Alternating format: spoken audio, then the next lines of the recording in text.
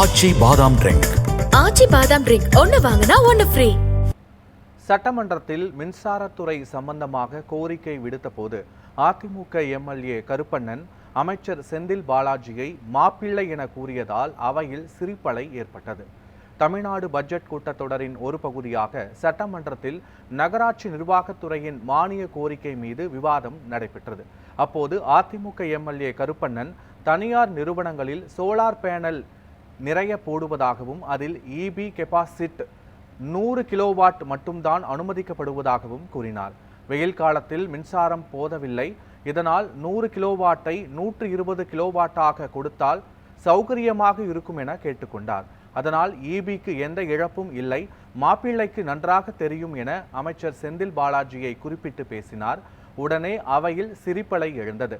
உடனடியாக சுதாரித்து கொண்ட அவர் சாரி பேசி அப்படியே வந்துவிட்டது என்று கூறினார். தனியார் நிறுவனங்களில் சோலார் பேனல் நிறைய போடுறாங்க. அதில் நம்ம இபி கெப்பாசிட்டி 100 கேவி இருந்தால் 100 கேவி மட்டும்தான் நம்ம அலோவ் பண்ணுறோம்.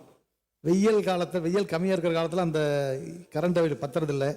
அதனால் 100 கேவிங்கிறது ஒரு 120 கேவிக்கு இப்போ அனுமதி கொடுத்தா சௌரியமாக இருக்கும். அதனால் இபிக்கு எந்த லாஸும் இல்லை, மாப்பிள்ளைக்கு தெரியும். அதனால் நான் சாரி அது வாய் வந்துருச்சு, பேசி வாய் வந்துருச்சு, சாரி அதனால் தெரியும் அவங்களுக்கு.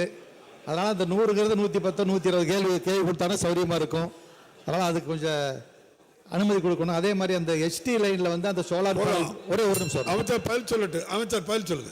இல்லை ஒரே சோலார் பேனல் HT லைனில் சீக்கிரம் அனுமதி கிடைக்க மாட்டேங்குன்றாங்க. அதனால் கொஞ்சம் சீக்கிரம் அனுமதி கொடுக்க ஏற்படணும்னு அன்போடு கேட்டுக்கிறேன். அதனைத் தொடர்ந்து பதிலளித்த மின்சாரத்துறை அமைச்சர் செந்தில் பாலாஜி மிக விரைவாக அதற்கான அனுமதிகள் வழங்கப்பட்டு வருவதாகவும் துறை அதிகாரிகளிடம் ஆலோசனை நடத்தி ஆவணம் செய்வதாக கூறி அமர்ந்தார்.